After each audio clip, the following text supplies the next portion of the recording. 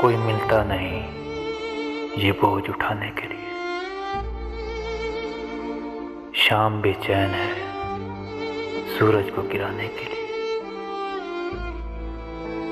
अपने हमसाथ दरख्तों में खड़ा सोचता हूँ,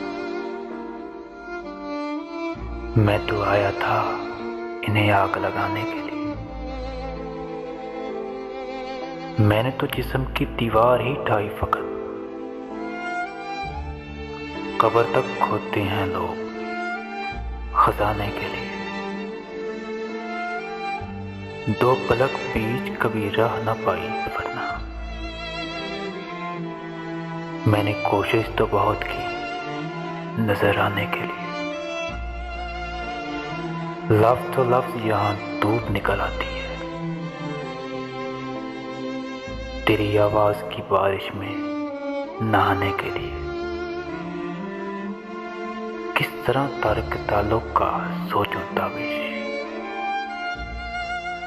हाथ को काटना पड़ता है छुड़ाने के लिए।